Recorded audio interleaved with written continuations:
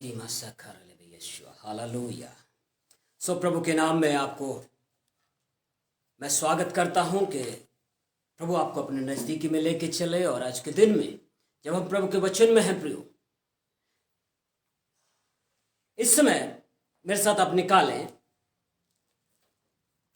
इब्रानियों की पुस्तक और उसका 6वां अध्याय।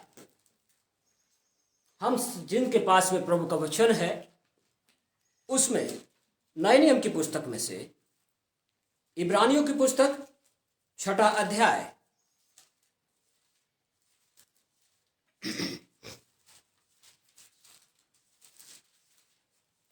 और उसके पहले पद से, अभी केवल हम पहले पद को देखेंगे और उसके बाद फिर हम आगे बढ़ेंगे। ये यहां पे ऐसा कहता है, भाई उनकी मदद करिए जरा। इब्रानियों की पुस्तक और उसका 6वां अध्याय, और यहां पे ऐसा कहता है, इसलिए आओ मसीह की शिक्षा की आरंभ की बातों को छोड़कर हम सिद्धता की ओर आगे बढ़ते जाएं और मरे हुए कामों से मन फिराने और परमेश्वर पर विश्वास करने और बपतिस्मों और हाथ रखने और मरे हुए के जी उठने और अंतिम न्याय की शिक्षा रूपी नींव फिर से न डालें। और आगे कहता है, यदि परमेश्वर चाहे तो हम यही करेंगे। पहला यहां पे ये शुरुआत करता है कि आओ हम क्या करें। इसलिए आओ मसीह की शिक्षा की कौन सी बातों को, आरंभ की बातों को। आरंभ की बातें कौन सी हैं?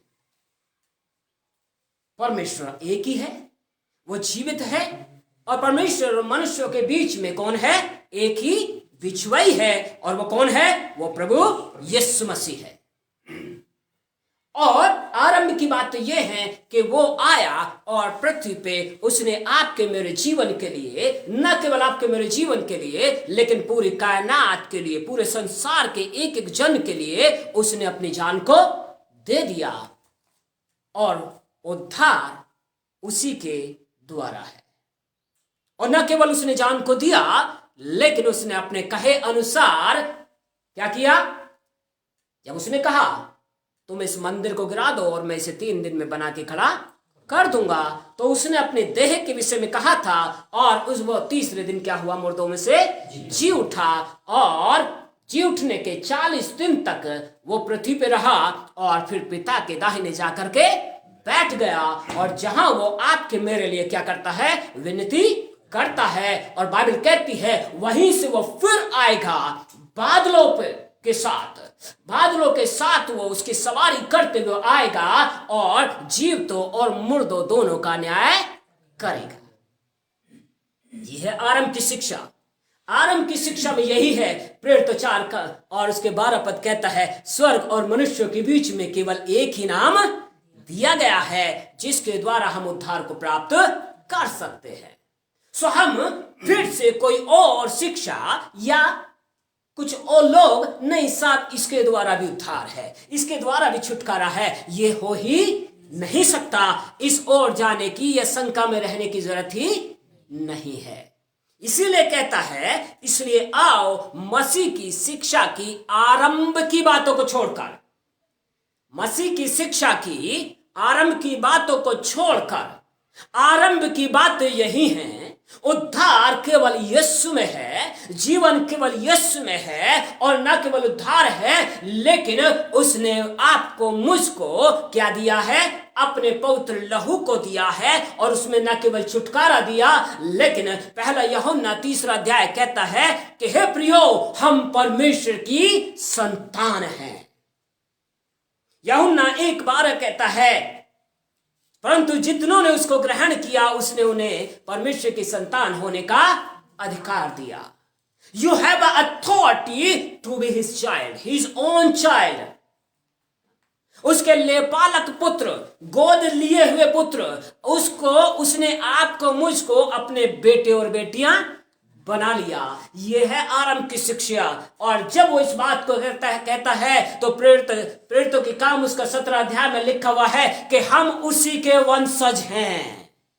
हालेलुया, हम उसी के वंशज हैं। सो वंशज उसी के हैं, प्रजा उसी के हैं, अधिकारी उसी के हैं, वारिस उसी के हैं। यह है आरंभ की शिक्षा। फिर इसमें कोई बदलाव नहीं हो सकता। और जब इसमें बदलाव नहीं हो सकता तो आगे कहता है बातों को छोड़कर, आरंभ की बातों को छोड़कर हम किसकी ओर चले? सिद्धता की ओर चले।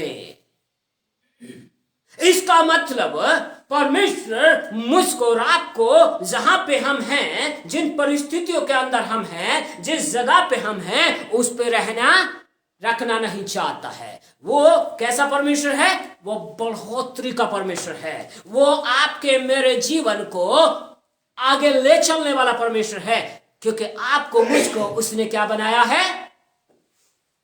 हेलो, सिर ठहराया है।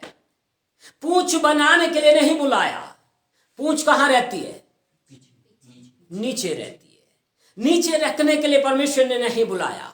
लेकिन अगर आप अपने माइंड को सिर्फ इसमें रखोगे कि मैं इस जगह से आता हूं, मैं इस जगह में हूं, कुछ हो नहीं सकता, तो मेरे प्रियो आप जान लीजिए शुरुआती शिक्षा के अंदर यह है कि उसने शुरुआत में ही आपके हाथ को थाम लिया है। और इसलिए वो कहता है हे मेरे पुत्र, हे मेरी पुत्री, मत डर, क्योंकि मैं तेरे संग हूं। और जब मैंने तेरे हाथ को थाम लिया है तो यीशु ने कहा जिसको पिता ने मेरे हाथ में दे दिया उसको कोई मेरे हाथ से छीन कोई छीन नहीं सकता। यह है आरंभ की शिक्षा। और जब छीन नहीं सकता तो मैं और आप कंफ्यूजन में क्यों हैं? मैं और आप अभी भी शंकाओं में क्यों हैं? मैं और आप अभी भी अपने जीवन के अंदर अपने आप को निराश, हताश क्यों अपने आप को इस तरीके से करके बैठे हैं? We can't do anything. हम कुछ नहीं कर सकते। हम क्यों ऐसा कहते हैं अपने जीवनों के अंदर? और जब आप ऐसा कहते हैं तो आप अपने आप को वो पूंछ की तरफ लेके जाते हैं। लेकिन बाइबल कहती है कि उसने दलदल से निकाला और जो वो स्वयं चट्टान है अपने में उसने क्या किया है? खड़ा कर दिया है। और जो चट्टान पे है वो छिप नहीं सकता। लेकिन हम क्या कर रहे हैं अपने आप को? We are hiding ourselves. हम क्या कर रहे हैं? अपने आप को छिपा ले रहे हैं। किसमें? अपनी सोचों के अंदर, अपनी गलत उन आदतों के अंदर हम छिपा ले रहे हैं अपने आप को। लोगों से हम छिपा ले रहे हैं। यहां तक कि कई लोग तो अपने आप को अब छिपाने लगे हैं। किससे? स्वयं परमेश्वर से भी छिपा रहे हैं। और जब स्वयं परमेश्वर से भी अपने आप को छिपा रहे हैं, इसलिए क्या कर रहे हैं? वो अपने आप को संगति में, क्योंकि लोगों से डर लगता है डांट पड़ेगी या कुछ होगा। लेकिन लोग तो क्या करने लगे हैं? अपने आप को, और ऐसा करने के द्वारा न केवल लोगों से छिपा रहे, कलीसियाओं में छिपा रहे अपने आप को, लेकिन किससे छिपाने की कोशिश कर रहे हैं? स्वयं परमेश्वर से छिपाने की कोशिश कर रहे हैं। लेकिन क्या यह हो सकता है? क्या यह हो सकता है कि कोई अपने आप को परमेश्वर से छिपा सके? इसलिए वो कहता है तो कहीं भी क्यों ना हो, तो किसी जगह पे क्यों ना हो, जब वो अंधियारे में किए हुए पापों को जानता है, जब बिल्कुल छिपे हुए उन भेदों को जानता है, क्योंकि परमेश्वर मन और मर्म का ज्ञाता है। जब परमेश्वर उन बातों को जानता है जो छिप करके किए गए, और लिखा हुआ है तुम्हारे पाप चाहे कैसे भी रंग के क्यों ना हो, वो कैसे हो जाएंगे? बिल्कुल उजागर हो जाएंगे, वो प्रकट हो जाएंगे, क्योंकि वो छिप करके किए गए। पर अगर वो चीज सामने आ सकती है तो यीशु ने क्या कहा? परमेश्वर की आंखें पृथ्वी पर लगी रहती हैं और हर एक को निहारती रहती हैं कि वो कैसा है। इसलिए उसने कहा देख मैंने तेरे चित्र को अपने हथेली में खोद लिया है और हर समय मैं उसे कैसा करता हूं? निहारता रहता हूं, उसे देखता रहता हूं। So we can not hide ourselves. हम अपने आप को छिपा ही नहीं सकते हैं। और जब छिपा नहीं सकते तो हम अपने आप को पूंछ बनाने की कोशिश क्यों कर रहे हैं? ये कह रहा है इसलिए आओ मसीह की शिक्षा की आरंभ की बातों को छोड़कर, आरंभ की बातों में अभी तो कई लोग क्या करने लगे हैं, शायद ये भी परमेश्वर है, शायद मसीह जो है वो आने में देर कर रहा है, इसलिए कई लोग क्या करने लगे हैं, माता परमेश्वर की ओर भी चलने लगे हैं। कई लोग दूसरे और गलत धारणाओं में भी बहने लगे हैं। आरंभ की शिक्षा को फिर से डालने की जरूरत ही नहीं है। वो एक ही है, परमेश्वर एक है, वो जीवित है और उसके और मनुष्यों के बीच में एक ही बिछुआई है, और वो कौन है? प्रभु यीशु मसीह है। और उसके विषय में लिखा है वो मनुष्य है, परमेश्वर है लेकिन सेम टाइम पे मनुष्य है, क्योंकि वो 100% परमेश्वर और 100% मनुष्य था। इसीलिए वो आपके दुखों को जानता है, इसलिए आपके मन को मर्म को जानता है वो। प्रियो, कई लोग गलत शिक्षाओं में अपने आप को लेके जा रहे हैं, इसलिए यहां पे कहता है उन आरंभ की बातों को फिर से मत डालिएगा, लेकिन सिद्धता की ओर बढ़िए। और सिद्धता में प्रियो छिपाया नहीं जाता। सिद्धता के अंदर अगर कहीं पे कुछ समस्या है, अगर कहीं पे कोई डाउट है, तो हम परमेश्वर के चरणों में जाने चाहिए। हम कलीसिया में एक साथ इकट्ठे होने चाहिए और कलीसिया में एक दूसरे से क्या करें, हम पूछें। क्योंकि वचन में लिखा हुआ है, प्रेरित काम कहता है कि पहले कलीसिया क्या करती थी, एक दूसरे से क्या करती थी, बातचीत करती थी, परमेश्वर के वचन पे वाद विवाद करती थी, पूछती थी, और उससे क्या होते थे, एक दूसरे को उत्साहित करके वो बढ़ाते चले जाते थे। पर आज इस चीज का बहुत कमी हो चुकी है, इस चीज की बहुत कमी हो चुकी है प्रियो, और इसीलिए लोग क्या कर रहे हैं, अपने आप को बढ़ाने के बजाय वो नीचे गिराते चले जा रहे हैं। पर मैं और आप ऐसे ना हो जाए। अगर कहीं पे भी परमेश्वर के वचन में शक आए, तुरंत क्या करें, हम एक दूसरे को फोन मिलाएं, हम परमेश्वर के चरणों में जाएं। प्रभु, मुझे यहां पे किसी ने मेरे दिमाग में क्या कर दिया है, शक डाल दिया है, मुझे अपने वचन के द्वारा तो क्या कर, क्लियर कर। और अगर आपकी समझ में ना आए तो परमेश्वर के जन से भी पूछना जरूरी है। पर कई लोग अपने आप को क्या करते हैं, नई नई शिक्षाओं में घेरते चले जाते हैं और यहीं पे धोखे खाते हैं। सिद्धता के अंदर जरूरी है हम पढ़ें, और सिद्धता में बाइबल कहती है कि जो सिद्ध प्रेम होता है वो क्या करता है, वो क्या करता है, वो अपराधों को ढांप देता है। सिद्ध प्रेम में डर नहीं होता प्रियो, सिद्ध प्रेम के अंदर कोई डर नहीं आता। अगर गलती है तो मान लेना अच्छा होता है, और उसको मान करके छोड़ देना भी अच्छा है, क्योंकि तब दया होती है। लोग इस चीज को ग्रहण करना नहीं चाहते। लोग नहीं चाहते कि वो क्या करें, अपनी गलती को या अपनी कमी को किसी के सामने उजागर करें, और इसलिए वो क्या करते हैं, अपने आप को गलत शिक्षा के अंदर रख करके नीचे गिरते चले जाते हैं।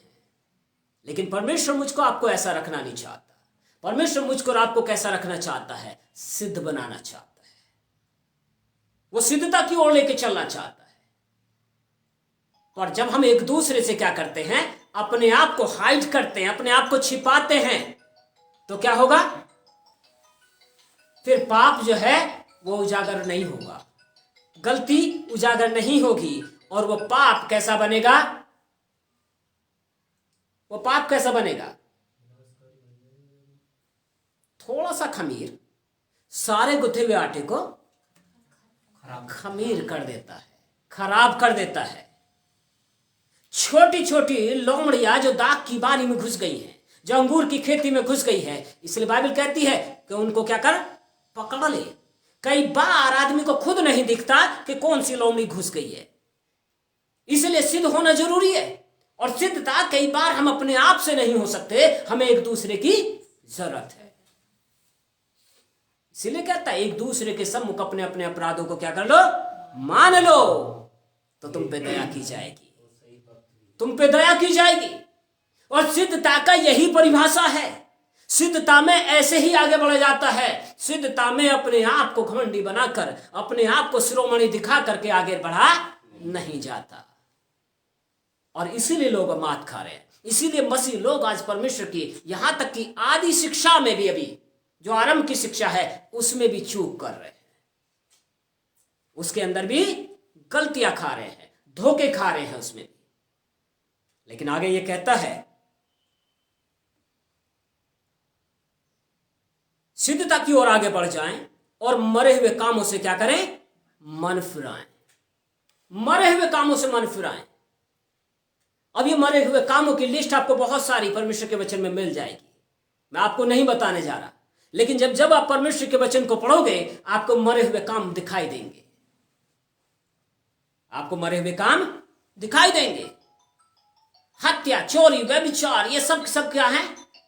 वो मरे काम है। वो खुद मरे हुए और आपको भी लेके चले जाएंगे। गलत अभिलाषाएं, यहां तक कि उसके अंदर लालच भी है, क्योंकि लालच भी कभी कभी क्या करता है? मार, और कभी कभी नहीं, हमेशा मारता है। क्योंकि प्रभु के वचन में ये बात लिखी है, तू लालच ना करना। पर कभी कभी हम परमेश्वर के भवन से दूरी बनाते हुए लालच में जब आगे बढ़ते हैं तो हमारे जीवन तबाह हो जाते हैं प्रियो। और फिर उसके बाद हम कहते हैं कि ऐसा कैसे हो गया। और जब तक सोच खुलती है तब तक बहुत देर हो जाती है, तब तक बहुत देर हो जाती है। इसीलिए परमेश्वर के वचन में मेरे साथ आप निकालें प्रकाशित वाक्य की पुस्तक, सबसे आखिरी पुस्तक है, और उसका 2 अध्याय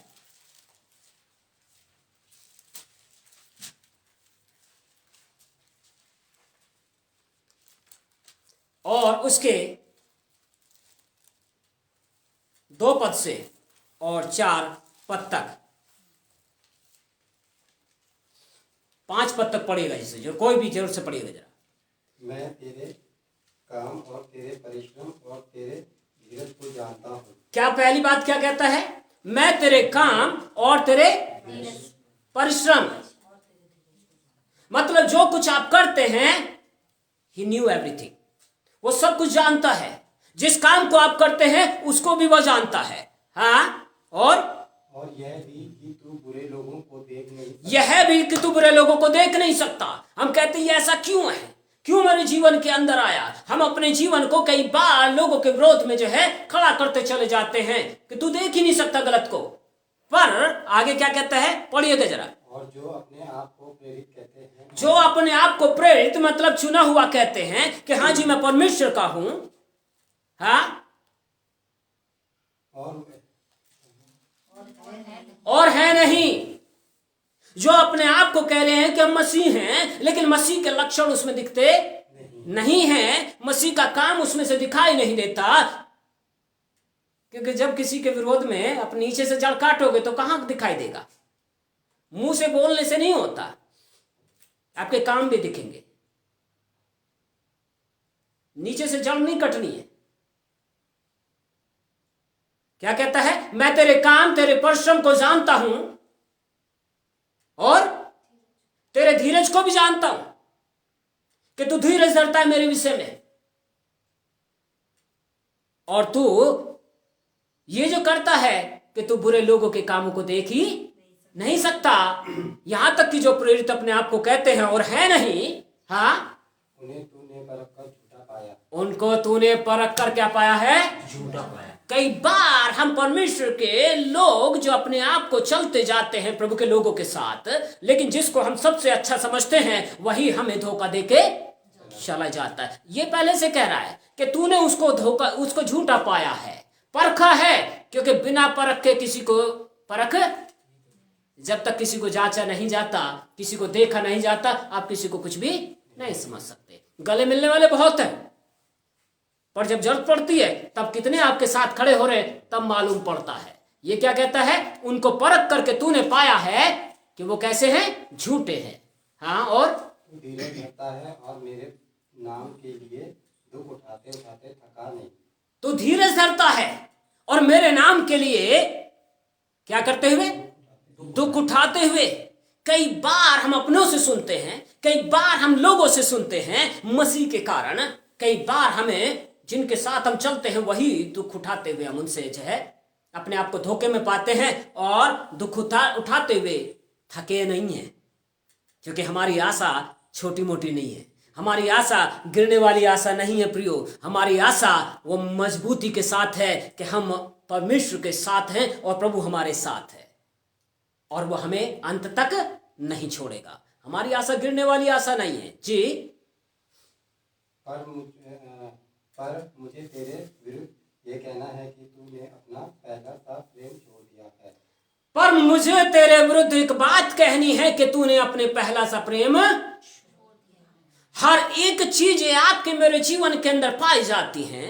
लोग आपके विषय में बोलते मसीह बन गया या इस तरह चला गया, लेकिन हम उन बातों से दुखी होते हैं। हम कई बार अपनों ही लोगों के द्वारा, जिनके द्वारा धोखे मिलते, मसीह के कारण हम अपने आप को दुख में रखते, क्योंकि हम उनके विरोध में कुछ भी नहीं कर पाते। लेकिन ये कहता है पर सब कुछ तू कर रहा है, दुख भी तू उठा रहा है, तेरे काम भी अच्छे हैं, तेरे परिश्रम भी अच्छा है, तेरा धीरज भी अच्छा है, सब कुछ अच्छा है, पर मुझे फिर भी तेरे विरोध में कुछ कहना है। क्या कहना है? तूने अपना पहला सा प्रेम छोड़ दिया है। पहला सा प्रेम छोड़ दिया है। जब मसीह को हमने जाना, मसीह ने आपको मुझको पकड़ा और आपके मेरे जीवन के अंदर जो आनंद आया, आपके मेरे जीवन के अंदर जो शांति आई, वो हमारे जीवन में आज कहीं दिखाई नहीं देती है। और वो कह रहा है कि हम सिद्धता की ओर दौड़ें, और सिद्धता की ओर दौड़ने के लिए जरूरी है वो पहला प्रेम निरंतर क्या हो, बना रहे। जब तक मेरे और आपके जीवन के अंदर वो पहला प्रेम बना नहीं रहेगा, हम सिद्धता में खरे नहीं उतर सकते। हम बार बार नीचे आएंगे और फिर ऊपर चढ़ने की कोशिश करेंगे। इसलिए जरूरी है, जब परमेश्वर का वचन मुझको और आपको उकसाता है, जब हम संसार की क्रियाओं को देख रहे हैं, संसार के अंदर उतल फुतल है, संसार के अंदर लड़ाइयों की चर्चा है, सब कुछ है। अब ये कहता है तू सब कुछ ठीक कर रहा है, पर मुझे तेरे विरुद्ध कुछ कहना है कि तूने अपना पहला सा प्रेम छोड़ दिया है। अब कौन देखेगा इसको? आगे क्या कहता है, पढ़िए जरा जोर से। इसलिए स्मरण कर कि तू कहां से गिरा है। इसलिए स्मरण कर। अब आपको मुझको क्या करना है? किसी और को नहीं बोलना है, लेकिन किसको देखना है? अपने आप को देखना है। इसलिए स्मरण कर। मेरी बाइबल कहती है चेत कर, अपने आप को देख कि तू कौन से क्षेत्र में गिरा है। प्रार्थना के क्षेत्र में, वचन पढ़ने के क्षेत्र में, या प्रभु के प्रेम में आनंदित और मगन होते हुए आराधना में, या उसके वचन को शेयर करने में, या अपने आप को प्रभु के लोगों के साथ संगति में जोड़ने में। किस क्षेत्र में गिरा है? क्योंकि प्रभु की उपस्थिति, जहां प्रभु के लोग होते हैं, प्रभु की उपस्थिति आती है। कई बार सोचते हम अकेले सब कुछ कर लेंगे। अकेला चना भाड़ नहीं फोड़ता। हाँ, और मन फिरा और पहले के समान काम कर। लेकिन क्या कर सकता है? अकेला चना भाड़ तो नहीं फोड़ेगा, लेकिन क्या करेगा? भड़बूजे की आंख जरूर फोड़ देगा। इसीलिए कहता है चेत कर, स्मरण कर कहां से गिरा है, और पहले के समान काम कर। यह अंतिम दिन है प्रियो। अंतिम उन युगों में हम हैं, उस अंतिम युग में हम चल रहे हैं जहां हमें पता नहीं कि प्रभु का आगमन कब हो जाए। प्रभु के आगमन से पहले रैप्चर भी है। रैप्चर का मतलब समझ रहे आप? परमेश्वर अपने लोगों को पलक झपकते ही उठा लेगा, उन दुखों से पहले जो दुख इस संसार में पड़ने वाले हैं। उनसे पहले ही पलक झपकते ही आपका शरीर बदल जाएगा और आप प्रभु के साथ बादलों पर उठा ली जाओगे। उसके आगमन से पहले जो रैप्चर है, उसके विषय में किसी को नहीं पता, लेकिन दूसरे आगमन के विषय में लक्षण तो पता है। दूसरे आगमन के लक्षण तो बाइबल में दिए हुए हैं, पर रैप्चर जो है मतलब उठा लिया जाना और अचानक से। इसीलिए मैं आपको बताऊं, जितनी एयरलाइंस हैं उसके अंदर किसी विश्वासी को पायलट बना के नहीं रखा जाता। इसी कारण से पायलट नहीं मिलेगा आपको कि जब प्रभु के, क्योंकि वो बिलीव करते हैं। बाकी जरूर क्रू मेंबर जरूर मिल जाएंगे, लेकिन आपको पायलट नहीं मिलेगा। पायलट अविश्वासी मिलेगा उनको, वो मना कर देते हैं। और अगर कोई विश्वासी हो गया तो उसको हटा देते, अंदर की तरफ जाओ, नहीं रखते वो। कारण यही है क्योंकि वो बिलीव करते हैं कि प्रभु का जब आगमन होगा उससे पहले रैप्चर होगा, और रैप्चर में पता नहीं पड़ेगा कौन कब उठा लिया जाएगा, और अचानक से क्या होगा, तबाही मचेगी। रेलवे का तो नहीं पता, रेलवे में तो नहीं करते, लेकिन एयरलाइंस में यह है कि एयरलाइंस में किसी विश्वासी को पायलट के रूप में नहीं रखा जाता। तो मेरा और आपकी एक बात ये समझ लीजिए, आप और मुझको कितने सतर्क होकर चलने की जरूरत है। कहता है हम सिद्धता की ओर दौड़ते चले जाए, हम सिद्धता की ओर बढ़े। अब वो समय नहीं है कि हम लोगों के विषय में बात करते रहे, अब वो समय नहीं है हम एक दूसरे को काट छाट करते रहे। अब वो समय है कि एक दूसरे को हाथ पकड़ करके आगे बढ़ते चले जाए। इसलिए चेत कर कहां से गिरा है, उस प्रेम में कहां पे ठंडापन आया है, और उसके लिए भरसक प्रयास जो हम कर सकते हैं हम करते चले जाएं। एक दूसरे को उकसाएं, एक दूसरे को उकसाएं, और संगति में अपने आप को जितना हो सकता है रखें। चाहे घर के अंदर हो, चाहे हम प्रभु के भवन में हो, चाहे अपने काम में हो, लेकिन प्रभु की संगति में, प्रभु के माइंड में अपने आप को क्या करें, बना के रखें। कई लोग क्या करते हैं, घर में कुछ और, चर्च में कुछ और काम में कुछ और। हमें वैसा नहीं चलना है। हमारा माइंड प्रभु के सम्मुख होते हुए हमेशा चलना है। हम प्रभु के सम्मुख अपने आप को हमेशा जानकर सिद्धता की ओर तक चलते चले जाए, क्योंकि यदि हम ऐसा करेंगे तो प्रियो, कोई भली वस्तु परमेश्वर आपसे मुझसे अलग नहीं करेगा। हम बढ़ते चले जाएंगे, सिद्धता की ओर दौड़ेंगे। आज आपका जीवन कैसा है, इसलिए चेत करें, इसलिए स्मरण करें कि आप पहले कैसे थे, कैसे आप आनंदित थे, कैसे आप प्रभु में मगन थे, कितना आप प्रभु के लिए समय देते थे, कितना आप जो है एक दूसरे को उकसाते थे, और एक दूसरे से मिलने में क्या होता था, आनंद उत्सव होता था। आज एक दूसरे को देखने से क्या होता है, कई बार चिढ़ होने लगती है ना। उस चीज को निकाल दें। इसलिए कहता मरे हुए कामों से क्या करें, हम मन फिराएं, उनसे मन फिराएं, और अपने आप को गलत चीजों में नहीं, गलत शिक्षा में नहीं, लेकिन परमेश्वर के प्रेम और उसकी उपस्थिति में हम आगे बढ़ाते चले जाएं। लेट्स क्लोज अवर आइज, अपनी आंखों को बंद करें और प्रभु से हम कहें, प्रभु मैं यहाँ पे हूँ, आज मेरे जीवन से बोल और बातचीत कर कि प्रभु मैं किस जगह पे गिरा हूँ, मैं किस क्षेत्र में कमजोर बना हूँ। आज मेरे जीवन को अपने हाथों में ले पिता, आज मेरे जीवन को प्रभु परमेश्वर अपने ज्योति मुख के प्रकाश में रख, ताकि प्रभु मेरे पाप उजागर हो जाए, मेरे प्रभु गलतियां उजागर हों। और पवित्र आत्मा अब आपकी सहायता को चाहते, आपकी सहभागिता को चाहते कि तू हमारे संग संग हो, और प्रभु हमें दर्शा कि किस क्षेत्र में प्रभु हमें सुधार की जरूरत है, किस क्षेत्र में प्रभु हमें नया बनना है, किस क्षेत्र में प्रभु परमेश्वर हमें वापस तेरे चरणों के सम्मुख बैठना है, किस क्षेत्र में प्रभु परमेश्वर हमें फिर से आज्ञा पालन और तेरे प्रेम की गहराई में जड़ पकड़ना है। पिताजी हमारी सहायता मदद कर, और यहाँ उपस्थित के जन को पिता, और जो ऑनलाइन सुन रहे प्रभु, इन सब की भी आत्मा दे प्राणों को मैं तुझ में समर्पण कर देता, और तुझसे कहता प्रभु कि एक एक जीवन से तू बोल और बातचीत कर। अब तेरी दया का हाथ एक एक जीवन पर हो, अब तेरी करुणा का हाथ एक एक जीवन के ऊपर हो। स्वामी हम तेरी दया दृष्टि को चाहते, तेरे अभिषेक को चाहते पिता, कि तू बोल और बातचीत कर। पवित्र आत्मा अब हमारे जीवनों पे कब्जा कर, और ऐसा अनुग्रह कर ताकि फिर से हम तेरे प्रेम में प्रभु जी बढ़ते चले जाएं, सिद्धता की ओर दौड़ने वाले हो जाएं, और मरे हुए कामों से मन फिराएं पिताजी। हम लोगों के विषय नहीं, लेकिन तेरे विषय में बात करते चले जाएं। आज हमारे जीवन पे तेरा कब्जा हो।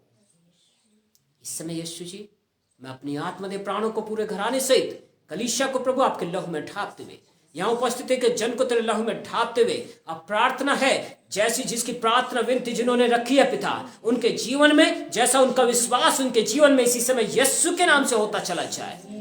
और प्रभु छुटकारे यीशु के नाम से मिलते चले जाएं, उद्धार की रोशनी के जीवन में बढ़ती चली जाए, वो सिद्धता की ओर दौड़े पिता, और प्रभु हर एक दुष्टता के काम यीशु के नाम से जल के राख हो पिता मेरी यही प्रार्थना है कि प्रभु परमेश्वर आप तेरी बुद्धि, तेरा ज्ञान, तेरा समझ का आत्मा, ओ प्रभु परमेश्वर जो भला आत्मा है हर एक जीवन पे छाया करे। और जो यहाँ बैठे हैं, जो ऑनलाइन सुन रहे प्रभु, हर एक जीवन को प्रभु तो थाम ले यीशु जी, और फिर से उकसा अपने प्रेम में, ताकि हम गिर ना जाए, क्योंकि तूने हमें पूंछ नहीं लेकिन सर बनाने के लिए बुलाया है पिता। Thank you holy God. यीशु के नाम से प्रभु हम सबको तेरे चरणों में समर्पण कर देते हैं, और पवित्र आत्मा अब तेरी उपस्थिति के जीवन को बहाली में लेके चले, एक एक जीवन को प्रभु आजादी में लेके चले, तेरे शांति और आनंद और प्रेम में, प्रार्थना और वचन की गहराई में जल पकड़ने के लिए सहायता मदद करे, और सारे दुष्टता के काम जल के राख हो इसी समय। पवित्र आत्मा छू लीजिए एक एक मनों को, छू लीजिए एक एक जीवन को, एक एक शरीर, आत्मा, प्राण पे तेरा कब्जा हो जाए। यीशु के नाम से हर एक को मैं आशीषित करता, पूरा पूरा नियंत्रण कर। धन्यवाद यीशु अब तक संभालने के लिए। सारा आदर महिमा आपको देते, मसीह यीशु के जीवित नाम से मांगते, आमीन। God bless you all. प्रभु आपको आशीषित करे।